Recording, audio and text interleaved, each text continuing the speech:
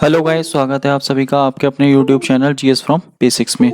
और आज हम लेके आए हैं डेली करंट अफेयर 18 जुलाई 2022 के सभी इंपॉर्टेंट क्वेश्चन। साथ ही हम बात करेंगे इनके इंपॉर्टेंट फैक्ट्स के बारे में। तो गाइस, वीडियो शुरू करने से पहले अगर आपने अभी तक हमारा चैनल सब्सक्राइब नहीं किया है तो प्लीज़ हमारे चैनल को सब्सक्राइब कर लीजिए। आपको यहाँ पर डेली करंट अफेयर की वीडियो मिलती रहेंगी और साथ ही वीकली करंट अफेयर भी यहाँ पर मिलता रहेगा। तो चलिए गाइस, शुरू करते हैं हमारी आज की वीडियो। तो आज का हमारा पहला फर्स्ट क्वेश्चन है, प्रतिवर्ष विश्व युवा कौशल दिवस कब मनाया जाता है? तो अगर बात आती है प्रतिवर्ष विश्व युवा कौशल दिवस की, तो ये कब मनाया जाता है? तो ये अगर देखा जाए तो ये मनाया जाता है हमारा 15 जुलाई को। अब अगर बात आती है तो ये मनाया क्यों जाता है? तो विश्व युवा कौशल दिवस जो मनाया जाता है, ये युवाओं को जो स्किल डेवलपमेंट है उनका ज़्यादा बढ़े, तो इसी वजह से इसे मनाया जाता है। तो विश्व युवा कौशल दिवस मनाया जाता है हमारा 15 जुलाई को। तो इसका आंसर हो गया ऑप्शन सी, 15 जुलाई। और इसे मना कौन रहा है? तो इसको मना रहा है हमारा यूएन महासभा। तो यूएन जो हमारी संयुक्त राष्ट्र महासभा है, इसे मना रहा है यूएन महासभा। और अगर बात आती है हमारा, अगर देखा जाए तो एक योजना भी थी हमारी तेजस। तेजस भी स्किल डेवलपमेंट से संबंधित एक योजना थी जिसे अनुराग ठाकुर ने यूएई में शुरू किया था। जो भारत की योजना थी, जो हमारे स्किल डेवलपमेंट से संबंधित थी। नेक्स्ट हमारा अगला क्वेश्चन, हाल ही में उपभोक्ता अधिकारों के बारे में जागरूकता पैदा करने के लिए कौन सा शुभांकर लॉन्च किया गया है? तो कौन सा शुभांकर है? यह है जागृति। ऑप्शन ए इसका राइट आंसर है, जागृति। तो अभियान हमारा चल रहा है जागो ग्राहक जागो। तो जागो ग्राहक एक अभियान है और उसी अभियान के लिए शुभांकर लॉन्च किया गया है, जागृति शुभांकर लॉन्च किया गया है। और इसके अंतर्गत जो उपभोक्ता है उसके अधिकारों के बारे में बात कही जाएगी। और इसके लिए अगर बात आती है तो इसके लिए एक टोल फ्री नंबर भी है 1915। और ये हमारा जागो ग्राहक जागो अभियान के तहत शुरू किया गया है। और अगर हम बात करें विश्व उपभोक्ता दिवस कब मनाया जाता है, तो 15 मार्च को मनाया जाता है विश्व उपभोक्ता दिवस। और उपभोक्ता अदालत की अगर बात आती है तो उपभोक्ता अदालत 3 स्तरों पर काम करती है, केंद्र स्तर, राज्य स्तर और जिला स्तर। नेक्स्ट है हमारा अगला क्वेश्चन, 15 जुलाई 2022 को जारी राष्ट्रीय संस्थागत रैंकिंग फ्रेमवर्क 2022 रैंकिंग NIRF में ओवरऑल श्रेणी में कौन शीर्ष पर रहा है? तो ओवरऑल श्रेणी में अगर देखा जाए IIT मद्रास शीर्ष पर रहा है। तो ये तो हमारा अगर बात आती है हमारा, इसमें हमारे ये जो संस्थान है ये इंजीनियरिंग संस्थान, तो इसमें IIT मद्रास शीर्ष पर है।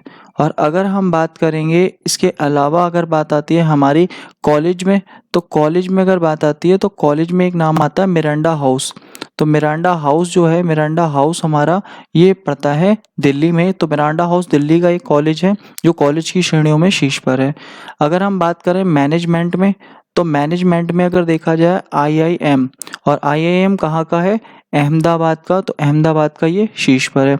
अगर हम बात करें मेडिकल में, तो मेडिकल में हमारा एम्स दिल्ली शीर्ष पर है। और अगर बात आती है रिसर्च में, तो रिसर्च के मामले में IISc बेंगलोर सबसे ज़्यादा शीर्ष पर है। अब IIT मद्रास जो फेमस है, ये IIT मद्रास इसलिए भी फेमस है क्योंकि इसने अभी हाल ही में 5G टेस्ट बेड भी लॉन्च किया था। और अगर बात आती है IIT रुड़की, तो IIT रुड़की में परम गंगा नामक सुपर कंप्यूटर अभी आया था। तो परम गंगा जो है वो हमारा IIT रुड़की में एक सुपर कंप्यूटर है।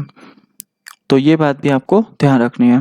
नेक्स्ट है हमारा अगला क्वेश्चन, 14 जुलाई 2022 को किसने नॉलेज पोर्टल लॉन्च किया है? तो नॉलेज पोर्टल की अगर बात आती है, नॉलेज पोर्टल हमारा किसने लॉन्च किया है?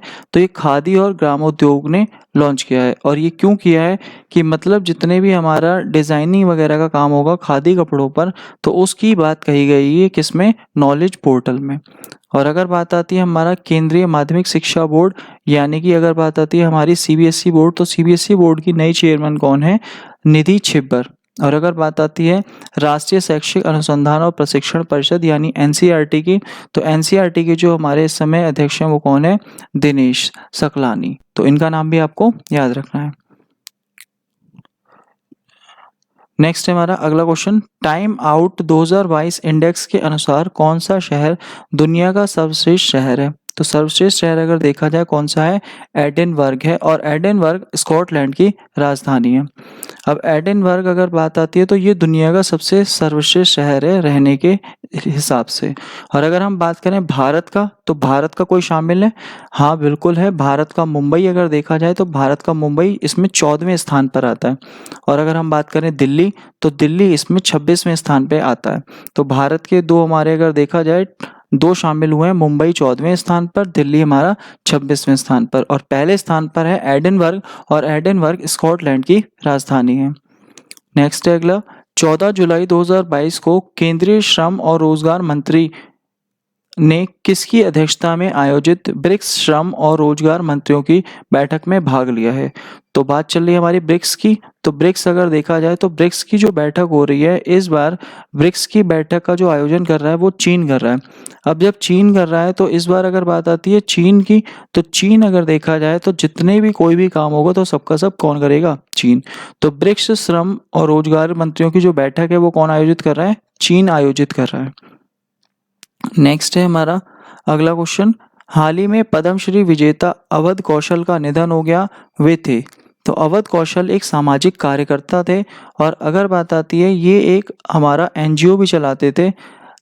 एनजीओ अगर देखा जाए तो और ये बहुत ही ज़्यादा अगर देखें तो जो राजीव गांधी थे उनके बहुत ही ज़्यादा करीबी थे। तो जो इन्हें पद्मश्री भी मिला था, और ये अवध कौशल राजीव गांधी के बहुत ही ज़्यादा करीबी थे, और इनका एक बड़ा ही फेमस एनजीओ है देहरादून में, तो सरल लिटिगेशन सेंटर। तो सरल लिटिगेशन सेंटर जो है देहरादून में इनका एनजीओ है जो बहुत ही ज़्यादा फेमस था। तो अवध कौशल कौन थे? एक सामाजिक कार्यकर्ता। नेक्स्ट है, 16 जुलाई 2022 को प्रधानमंत्री नरेंद्र मोदी ने किस राज्य में बुंदेलखंड एक्सप्रेस वे का उद्घाटन किया है?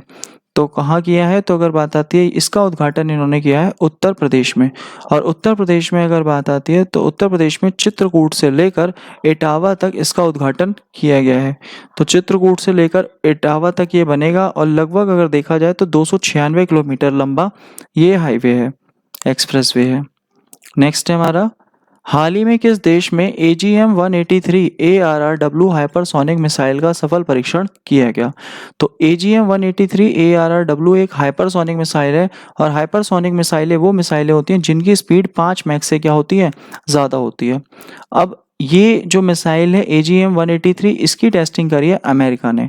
तो इसका आंसर हो गया ऑप्शन सी हमारा, अमेरिका। इससे पहले रशिया ने भी करी थी जिरकॉन नाम से, तो वो भी एक हाइपरसोनिक मिसाइल थी, और अब अमेरिका ने करी है AGM-183। और इसकी अगर बात आती है तो ये जो है अमेरिका ने करी है, और अगर बात आती है ये कौन से विमान के द्वारा करी है, तो विमान की भी अगर बात आती है तो यहाँ पर अगर देखा जाए B-58 वर्षक विमान द्वारा इस मिसाइल का टेस्ट किया गया, और लॉकहीड मार्टिन कंपनी है उसने इस मिसाइल को डेवलप किया है, अमेरिका की ये कंपनी है। तो ये भी हमें ध्यान रखना है। नेक्स्ट है, यूरो को मुद्रा के रूप में अपनाने वाला 20वां देश कौन सा है?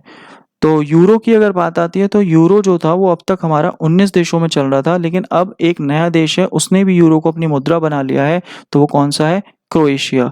और अब कुल हमारे कितने देश हो गए हैं? 20 देश हो गए हैं जहां पर हमारी यूरो चलेगा।